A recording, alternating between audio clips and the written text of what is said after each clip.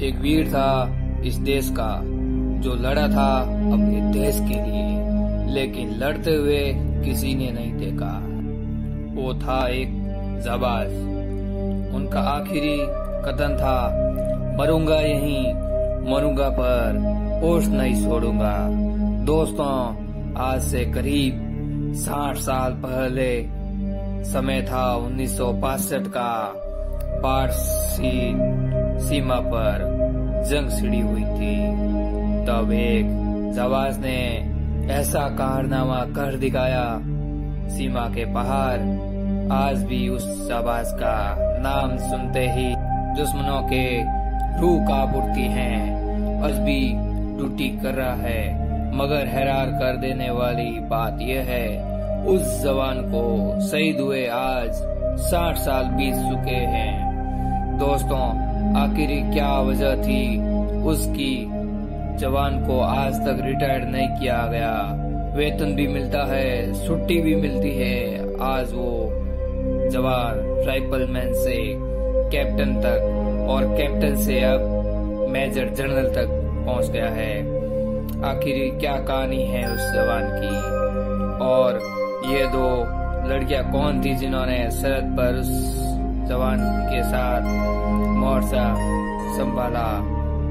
दोस्तों, कहानी उस जवान की जिन्होंने चाहते चाहते कारनामा कर दिखाया कि अकेले बॉर्डर पर करीब 3 दिन तक भूखे प्यासे रहकर सैकड़ों सीनियों से लोहा लेते हुए।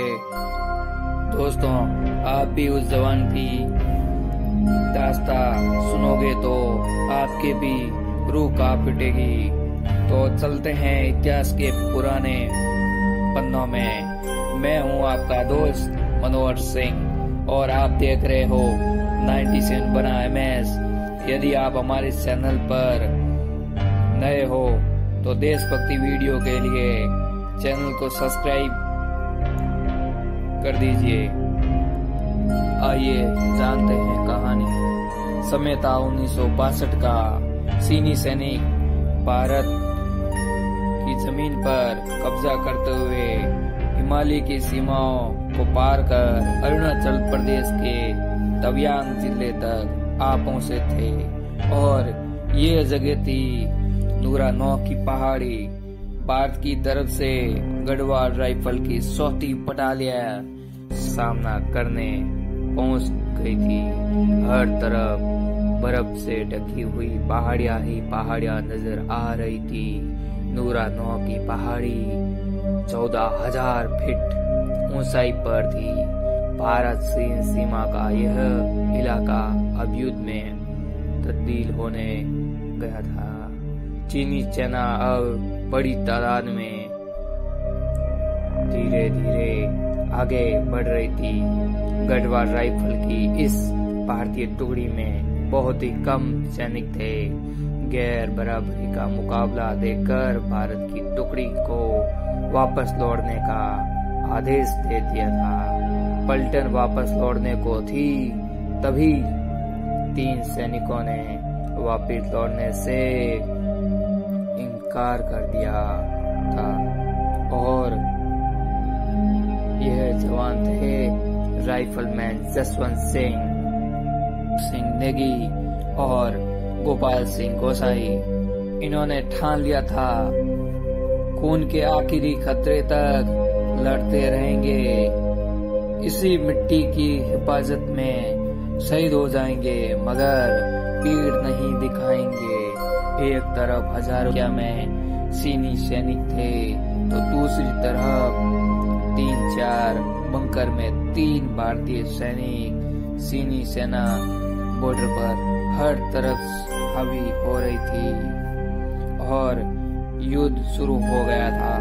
तब 2 स्थानीय लड़कियों ने मदद से चीनियों के साथ मोर्चा लेने की रणनीति तैयार की। राइफलमैन जसवंत सिंह ने अलग अलग जगह पर राइफल तैनात की और इस अंदाज में फायरिंग करते गए मानो कि उनके साथ बहुत सारे सैनिक वहां तैनात हैं। उनके साथ केवल 2 स्थानीय लड़कियां ही थी, जिनके नाम थे सैला और नूरा। सीनी परेशान हो गए और 3 यानी 72 घंटे तक वो ये नहीं समझ पाए कि उनके साथ अकेले जसवंत सिंह मौसा लड़ रहे हैं। 3 दिन बाद नूरा को चीनियों ने पकड़ लिया। इसके बाद उसकी मदद करने वाली दूसरी लड़की पर भी चीनियों ने ग्रेनेड से हमला किया और वह शहीद हो गई। लेकिन वो जसवंत सिंह तक फिर भी नहीं पहुंच पाई। लेकिन जसवंत सिंह ने खुद को गोली मार ली। भारत माता का ये लाल नूरांग में शहीद हो गया। और चीनी सैनिकों को जब पता चला कि उनके साथ 3 दिन से अकेले जसवंत सिंह लड़ रहे थे तो वो हैरान रह गए। चीनी सैनिक उनका सिर काटकर अपने देश ले गए। 20 अक्टूबर 1962 का समय था। युद्ध विराम की ओर था जब चीनी कमांडर ने जसवंत सिंह की बहादुरी की लोहा माना और सम्मान स्वरूप न केवल उनका कटा हुआ सिर वापस लौटाया बल्कि कांसे की मूर्ति भी भेंट की। और आज भी जसवंत सिंह ड्यूटी करते हैं, ये बात हैरान करने वाली है। और वहाँ रहने वाले जवानों और स्थानीय लोगों का मानना है कि जसवंत सिंह रावत की आत्मा आज भी भारत की पूरी सीमा की रक्षा कर रही है। और सैनिकों को ड्यूटी करते समय नींद आ जाने पर वे उठाते हैं। और कई बार चीनी सैनिक भारत के अंदर घुसपैठ करने की कोशिश करते हैं तो बाबा जसवंत सिंह सैनिकों को सावधान कर देते हैं और उनके नाम से नूरनांग में जसवंतगढ़ नाम का बड़ा स्मारक बनाया गया है। यहाँ शहीद के हर सम्मान को संभाल कर रखा गया है। देश के खातिर शहीद हो चुके जसवंत सिंह के जूतों पर रोजाना पॉलिश की जाती है और पहनने बिछाने के कपड़े प्रेस किए जाते हैं। इस काम के लिए सिख रेजिमेंट के 5 जवान तैनात किए गए हैं। यही नहीं, रोज सुबह और रात की पहली थाली जसवंत सिंह की प्रतिमा के सामने परोसी जाती है। और जसवंत सिंह रावत भारतीय सेना के अकेले सैनिक हैं जिन्हें शहीद हो जाने पर भी प्रमोशन मिलता है। पहले नायक, फिर कैप्टन और अब मेजर जनरल पद पर पहुंच चुके हैं। और ये दोस्तों कहानी थी राइफलमैन जसवंत सिंह की।